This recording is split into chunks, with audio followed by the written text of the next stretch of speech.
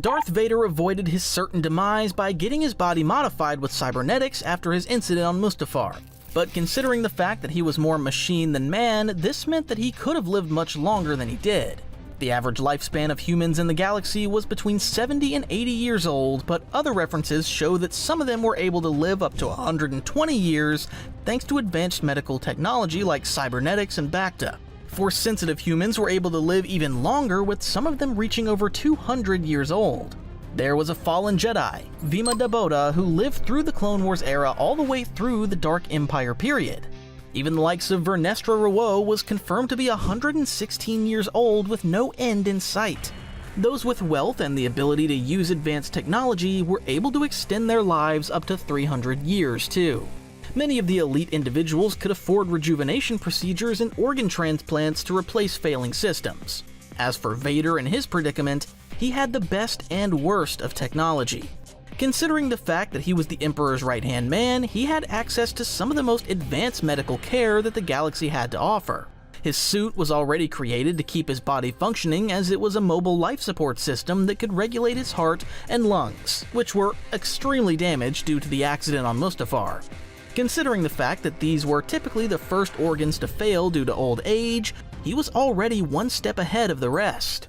On average, those with cybernetic replacements were able to reach 150 years of age, since the artificial parts were far more durable than the organic matter, and there was always the option of continuously replacing them. As for full conversion cyborgs like General Grievous, he could have theoretically lived to be over 200 years old had he not chosen such a violent career path. On the other hand, there were other cyberneticists like Silo who were able to achieve immortality by transferring their consciousness to fresh clones. In Vader's instance, his connection to the dark side helped keep him alive using his cybernetics, and he also tried to use this to heal his damaged organs. This wouldn't have been a long-term solution for him, as he was only able to keep his lungs functioning on his own so long as he could focus his force powers, but once he felt relief, he would lose his focus and fall back into agony. It was actually worse after the pain came back, so he was only able to do this for a few minutes at a time. A cybernetic body requires a lot of maintenance though, and he was able to use Emperor Palpatine's Surgical Reconstruction Center on Coruscant. This was the same facility that he was rebuilt at, and he required monthly maintenance to monitor the suit's performance through the internal electrodes that caused him immense pain. Well, the General has been making additions to his collection for several years now, and if you're anything like me, you've probably imagined what it could be like to own a saber yourself. So that's why I started my own store called Stickman Sabers, with a singular goal in mind. Make sabers that look amazing, being inspired by iconic designs but specifically built to actually duel with. No worrying about babying them, just pick them up and go ham.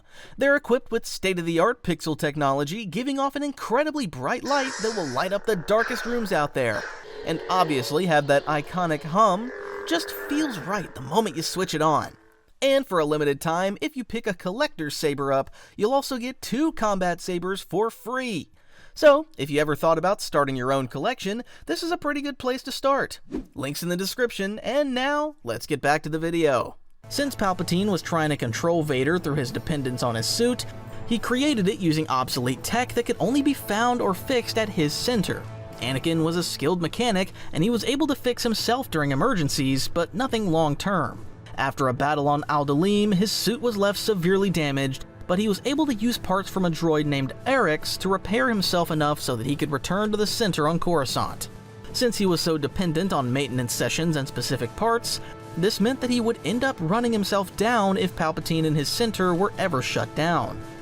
While Vader couldn't survive without his suit on, he did find some peace in bacta tanks that he kept in his private chambers on the Executor and his castle on Mustafar. This was one of the only ways that he was able to manage his chronic pain long enough that he could meditate.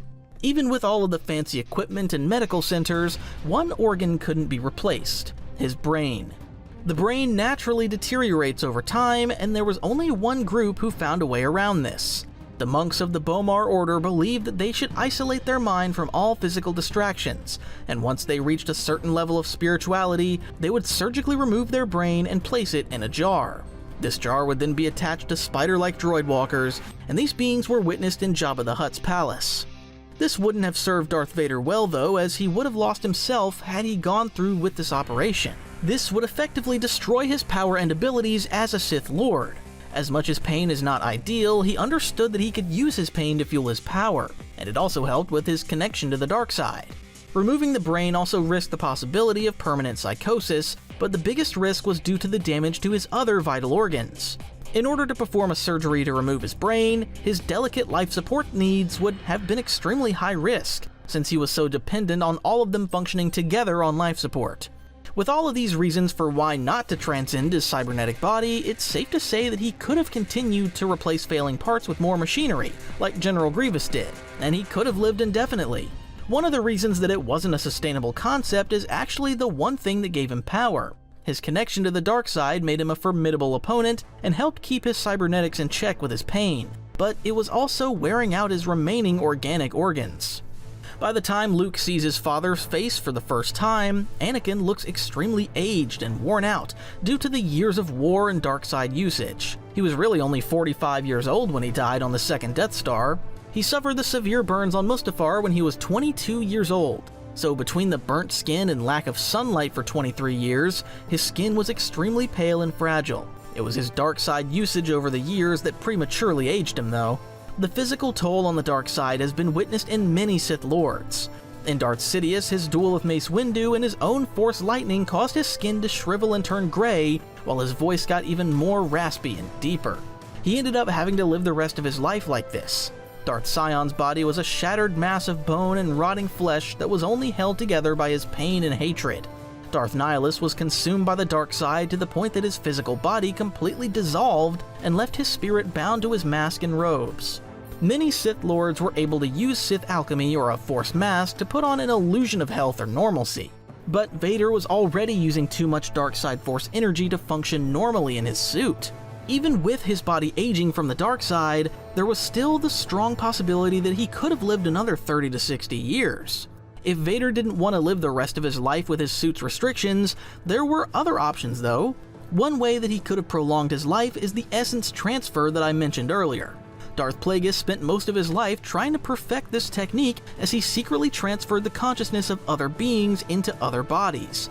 But he was killed by his apprentice before he could use the technique himself. That apprentice was Vader's master, Darth Sidious. Sidious mastered this technique by using clone technology, and he successfully transferred his essence into a clone that was placed on Exegol after his physical death on the second Death Star. He was seen trying to transfer his essence once again when he tried to coax Rey into striking him down in anger. According to legends, Sidious actually had many bodies placed throughout the galaxy that he divided his soul essence into so that he could essentially become immortal and spread his influence across the galaxy at once. Another instance of essence transfer was seen with Darth Momin, who was an ancient Sith sculptor who preserved his consciousness inside of a mask that was used to possess anyone who wore it centuries later. Vitiate used this technique to help him rule the Sith for over 1,000 years as he hopped between multiple host bodies that would be known as the Emperor's Voice. Darth Bane learned this power from Darth Andedu's holocron, and during his final duel with his apprentice, he tried to seize her body to transfer his own essence, but she repelled him and cast his spirit into the void. One of the most successful essence transfer moments was with Exar Kun though, as he managed to perform a massive ritual that shed his physical form and anchored his spirit to the temples on Yavin 4. It was here that he remained for 4,000 years and attempted to corrupt the Jedi who came to study there under Luke Skywalker. While this would have been completely possible for Vader to study and practice, it went against his plans, and he essentially had no drive to live forever as an influential Sith spirit. Another dark side power that he could have used to live longer would be Force Drain. This is an extremely powerful technique that had been used by many powerful Sith. Darth Bane was known to use a version of this called Death Field that would heal himself from lethal poisons by draining the life of those around him. Vitiate used this technique during his massive ritual on Nathema, where he drained the life of every living thing on the planet, which included thousands of Sith Lords, so that he could gain immortality. Most notably, Darth Nihilus used Force Drain, but he did so unintentionally. He was left to be a wound in the Force after surviving the mass shadow generator, and he was struck with an insatiable hunger for Force energy. He was capable of draining the life of entire planets just by speaking, and one of the planets that became a victim of his hunger was Qatar. Another technique that Vader came close to mastering was accessing the world between worlds, but he did so for completely different reasons. Palpatine gifted Vader the mask of Lord Momin, and the spirit within it claimed that he could build a fortress that would be more like a tuning fork for the Force to open a door to the afterlife. Considering the fact that Vader was still grieving over the death of Padme all these years later, he built his castle on Mustafar on top of a dark side power, and after many failed designs, the final one thinned the veil between the realm of the living and the dead. Thanks to this, Vader was able to step through a rift into the spirit realm, but he failed in his attempt to bring Padme back. She ended up rejecting him after seeing the monster that he was, and this led to Vader accepting his Sith identity and destroying the portal. This realm was seen multiple times though. Ezra Bridger entered the realm through a portal in the Jedi Temple on Lothal, and he pulled Ahsoka Tano through a portal to save her from her duel with Vader on Malachor. This realm was also seen after Ahsoka falls into the sea after her duel with Baylan Skoll. It's here that she meets with her former master, Anakin Skywalker. While Anakin's memory and spirit essence is present to guide Ahsoka in her self-reflective journey, Vader could have accessed this realm to save his former physical self before he was nearly destroyed on Mustafar. Just like Vader spoke with Lord Momin to build his fortress, he could have worked with the spirit to resurrect his own physical body through Force architecture. Darth Momin's consciousness was tethered to his Sith mask, but after Vader built the castle on Mustafar, he was distracted by an invasion of the native Mustafarians. Momin decided to double-cross Vader and activated the portal to the spirit realm himself, and it was here that he found his original physical body, which had originally been vaporized, and had stepped into the present. The possessed host handed the mask to the original body, and after it put the helmet on, Momin's physical and spiritual forms were reunited. Then he killed the former host. It was believed that this worked for him because the dark side loved him for his worship as an artist, and it was because he praised the dark side instead of spending his life trying to master it. His resurrection was short-lived though, as Vader returned and killed him in a duel. If Darth Momin hadn't betrayed Vader, it's safe to say that the two of them could have worked together in a way that Vader could have saved his younger physical self. With the death of Momin, the knowledge died with him, and Vader was left to flounder on his own. One key reason that Vader wouldn't have lived longer is the fact that he lost his will to live. Of course, Palpatine's Force lightning played a huge role in his death. It is very possible that Vader could have pushed through enough to repair himself or live a wounded life. It was really his acceptance of death that led to him dying on the second Death Star. With his redemption saving Luke, he also forsake the dark side, which was keeping him alive all these years. Instead, he wanted to die as Anakin, and finally find the peace that he had yearned for so long. This is why when Luke tells him that he'll die if he takes his mask off, Vader says nothing can stop that now. This was his moment of complete acceptance and his final act of atonement for his life of darkness and pain.